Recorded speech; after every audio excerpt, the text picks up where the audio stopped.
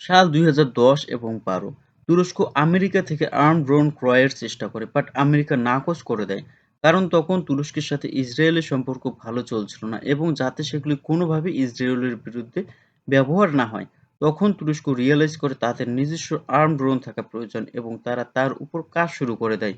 যদিও তাদের কাছে ছিল অনেক চ্যালেঞ্জ, কিন্তু তারা বিদেশ থেকে ড্রোনের ইঞ্জিন অ্যান্ড রাডার ইম্পোর্ট করে এবং তারা ২০১৪ এবং ১৫ সালের মধ্যে আনকা আর টিবি2 নামে দুটি ফুললি আর্ম ড্রোন আকাশে উড়াতে সক্ষম হয়।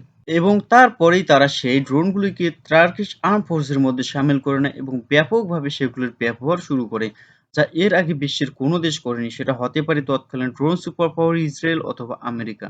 তো আজকে আমরা এই ভিডিওতে দেখব যে তুরস্ক কিভাবে ড্রোন সুপার পাওয়ার হয়ে উঠলো। আর আপনাকে স্বাগত আমাদের ইউটিউব চ্যানেল ফর ইউ বেঙ্গলিতে।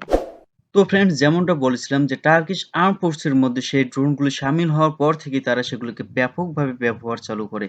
কিন্তু সেই ড্রোনগুলি দুনিয়ার সামনে অর্থাৎ হাইলাইট হয় তখন, যখন নাগোর্নো-কারাবাখ যুদ্ধ চলে অর্থাৎ ২০২০ সালে। সেই ২০২০ সালে কিন্তু আজারবাইজান এই টার্কিশ ড্রোনের মাধ্যমে আর্মেনিয়াকে হারিয়ে দেয় এবং তারপরে থেকেই এই টার্কিশ ড্রোনের চাহিদা ডে বাই ডে বেড়েই চলছে সারা বিশ্বের মধ্যে। এবং বর্তমানে অপর একটি সফল যুদ্ধক্ষেত্র টার্কিশ ড্রোনের অ্যাকর্ডিং টু প্রাইস হলো রাশিয়া-ইউক্রেন ওয়ার। এবং এর ফলে টার্কিশ ড্রোনের চাহিদা আরও বেড়ে যায় এবং বর্তমানে সারা বিশ্বে ২০-টিরও বেশি দেশ এই টার্কিশ ড্রোন ব্যবহার করছে এবং তার মধ্যে আছে ন্যাটোভুক্ত দেশ পোল্যান্ড এবং ইউরোপীয় দেশ ইউক্রেন, এছাড়াও আছে অনেক এশিয়ান অ্যান্ড আফ্রিকান দেশও।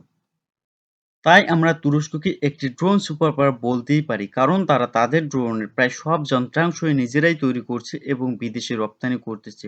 আর এই রপ্তানির অন্যতম কারণ হলো টার্কিশ ড্রোনগুলি ওয়ার প্রুভেন অ্যান্ড এই ড্রোনগুলি প্রাইসের দিক দিয়ে অনেক কম compare to US and Israeli drone.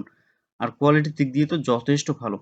But Chinese drone আছে যেগুলি প্রাইসের দিক দিয়ে অনেক কম, বাট কোয়ালিটির দিক দিয়ে ততটা ভালো না। তাই যে দেশগুলি ড্রোন ক্রয়ের দিকে ঝুঁকতেছে সেই দেশগুলি টার্কিশ ড্রোনকে প্রেফার করতেছে ওভার চাইনিজ ড্রোন।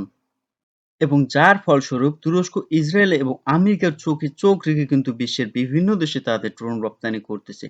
এবং বর্তমানে তুরস্কের আছে বিভিন্ন রকমের ড্রোন অর্থাৎ বিভিন্ন ভ্যারাইটির ড্রোন, যার মধ্যে উল্লেখযোগ্য হলো বাইরাক্তার টিবি2, বাইরাক্তার আকিঞ্চি, টাই আনকা, টাই আকসানগুর।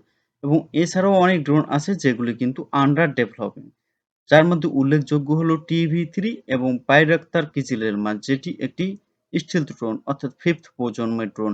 এছাড়াও আছে টাই আনকা 3।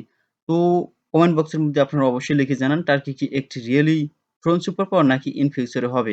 আর ভিডিওটি দেখার জন্য আপনাকে অনেক ধন্যবাদ।